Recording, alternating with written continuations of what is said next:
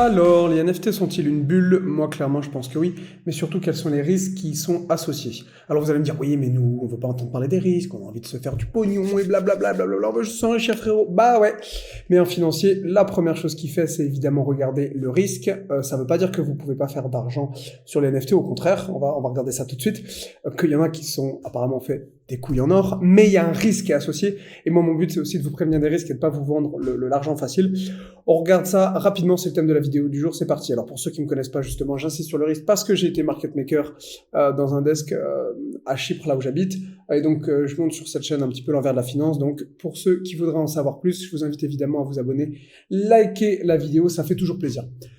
Allez, c'est parti rapidement. Donc les NFT, je vous ai déjà fait une vidéo sur le sujet que je mets, qui devrait s'afficher, mais en gros, dans laquelle, désolé c'est le chat, dans laquelle je dis que pour moi les NFT sont une bulle, mais c'est pas pour ça qu'on peut pas faire d'argent à travers une bulle. C'est juste qu'il faut en gros pas être le dernier con qui achète et qui va pas pouvoir revendre. C'est ce que je vais vous montrer tout de suite. CryptoWatch que je vous invite à suivre, d'accord? Donc pour ceux qui connaissent pas, vous allez dans l'onglet CryptoWatch, donc dans l'onglet NFT Collection Marketplace. Bon là pour l'instant Marketplace, ils en ont listé qu'une, mais ils vont en lister d'autres. Et donc vous avez les collections. Je les ai triées par market cap et donc vous avez toutes les plus grosses. Vous voyez que en gros il y en a qui pèsent quand même un peu dans le game et que la plus grosse évidemment c'est le fameux APE Yacht Club, donc qui pèse quand même plus d'1 milliard. Donc cet APE Yacht Club, vous voyez, je l'ai tapé ici sur TradingView histoire d'avoir un petit peu l'historique. Malheureusement, j'ai pas plus d'historique puisque TradingView l'a listé qu'en mars, d'accord? Donc on n'aura pas plus d'historique. Mais vous voyez qu'en gros, ça a été listé. On a quand même fait un pic relativement haut et que là, on est quand même pas mal tombé. Un truc qui du plus haut au plus bas tombe de 80%, on pouvait penser que c'était peut-être une bulle ou un genre d'éclatement de bulle. Mais c'est pas ça c'est pas le point sur lequel je voulais vous amener aujourd'hui. J'ai déjà fait une vidéo sur le sujet. Ce que je voudrais vous montrer aujourd'hui, c'est simplement encore une fois les risques de trader les NFT. Alors vous pouvez effectivement gagner de l'argent, mais ayez conscience aussi des risques. Ça va vous aider probablement à gagner plus d'argent. Moi, quand je vois ces espèces de têtes de singe qui se vendent là, par exemple celle-ci, vous voyez, current price, elle se vend à 358 000 $. Toujours pareil, bon, il y a une décorrélation complète entre la valeur et le prix. La valeur, à mon avis, c'est beaucoup moins cher. Le prix, apparemment, le mec le veut le vendre à 358 000. On va voir s'il a quelqu'un. Mais vous voyez que c'est que de la spéculation. Si vous descendez, là on est sur OpenSea. Et donc que vous descendez, que vous regardez un petit peu donc l'historique en fait de ce charmant monsieur avec son magnifique béret, vous voyez qu'il y a en gros 1 an, il a été vendu pour 1 Ethereum. Ensuite, 9 mois. 42, donc le truc, entre 1 an et 9 mois, il y a 3 mois d'écart, entre 3 et 4 mois d'écart, le mec a déjà multiplié sa valeur par 42, typiquement spéculation. Ensuite, il y a seulement 7 mois et non plus 9 mois. Ah, il a pas réussi, mais il va avoir besoin de pognon, donc il l'a vendu un peu moins cher. Mauvaise opération, il a perdu du pognon. Ensuite, celui qui l'a acheté là, donc, vous voyez, il l'a revendu donc à 68. Ensuite, de 68, ça passe à 97.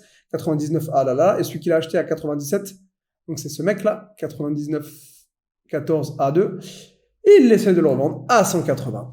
S'il y a une décorrélation complète entre le prix et la valeur, et faites attention parce que si jamais lui il le vend pas à 180, bah il va simplement l'avoir autour du cou. C'est ce dont je vous ai déjà parlé.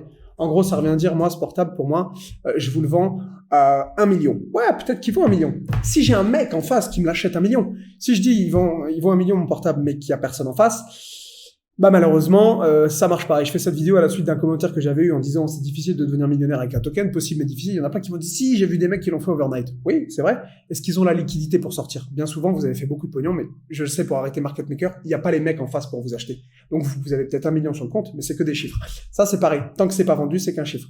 Donc faites tout simplement attention.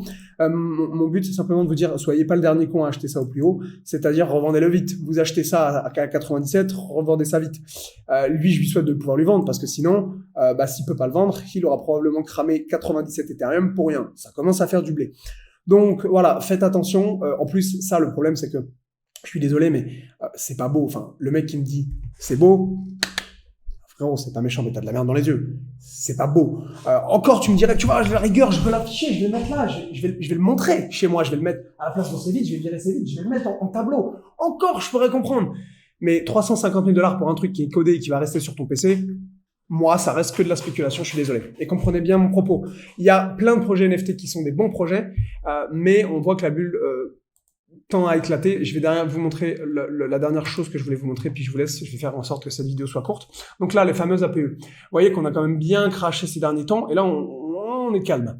Si vous prenez des projets que je considère comme ayant peut-être une valeur un peu plus, disons, un peu plus marquée, comme par exemple Decentraland, pourquoi pas des mecs qui vont vendre différentes choses dans Decentraland, des terrains, etc., sur lesquels il peut y avoir une utilité pour du business. Il peut. Vous voyez qu'on est bien tombé, mais qu'il y a aussi eu un beau rebond. Donc je pense qu'on va avoir un switch entre les valeurs qui sont complètement bidons, enfin les trucs comme ça qui, excusez-moi, mais servent à rien. Concrètement, j'ai pas peur de le dire, avec des NFT qui, eux, vont avoir une utilité, des NFT de terrain, des NFT de brevet, des NFT qui existent d'ailleurs depuis généralement plusieurs années, et qui, eux, vont avoir une réelle utilité. On va switcher la valeur entre ça, ces espèces de têtes de singe et ces CryptoPunks, voilà, pour des projets avec des valeurs fondamentales et des valeurs intrinsèques qui vont être plus importants et qui, eux, je pense, vont rebondir et vont moins faire la gueule, à mon avis, pendant le crash de ces NFT.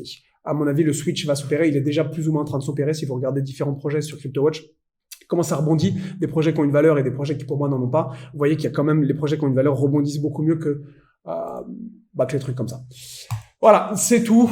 Désolé, je sais que c'est pas ce que vous voulez entendre, mais c'est la réalité. Si vous vous dites, moi, tout ce que je veux, c'est faire du pognon. Un financier, il va jamais regarder le pognon en premier. Il va d'abord regarder combien il doit risquer pour gagner l'argent. Et c'est comme ça que ça marche. Et c'est le mindset qui est bon et que j'essaie de vous inculquer sur la chaîne. Sur ces belles paroles, je vous dis à plus les gars.